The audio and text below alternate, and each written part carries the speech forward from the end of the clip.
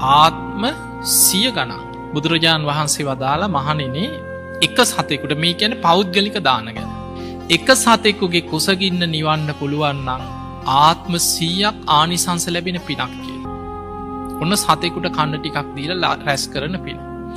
ඊළඟට දුස්සීල මිත්‍යා දෘෂ්ටිකයෙක් ඉන්නවා අපි ගමු හිඟන්නේ. මෙලෝ ධර්මයක් නැති, චාරයක් නැති පව්කාරයෙක් කියලා හිතමු. කුසගින්න ඉන්න කෙනෙක් අසරණකමට නෙවෙයි අතපාගෙන ඉන්නේ.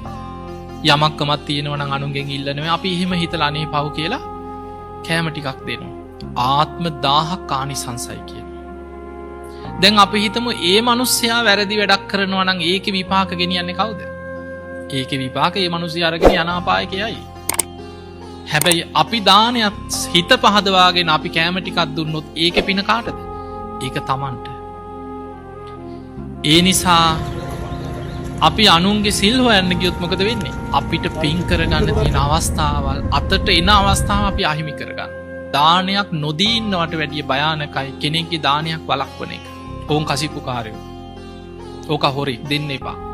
ඔහොම කියන්නේ නැද්ද? කියනවනේ.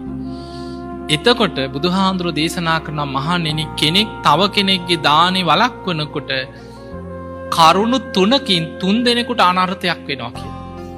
ඒ තමයි දෙන කෙනාට රැස් වෙන්න තිබ්බ පින යාට නැති කරලා දාන.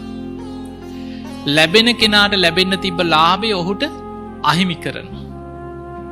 ඒ දෙකටම කලින් දෙන්න එපා කියලා කියනකොට තමන්ගේ ගුණේ තමන්ම නසා ගන්නවා කියන තමන්ගේ හිතේ තමන්ම ද්වේෂ හිතකින් දානයක් වළක්වලා තමනුත් අකුසල් කරගන්නවා.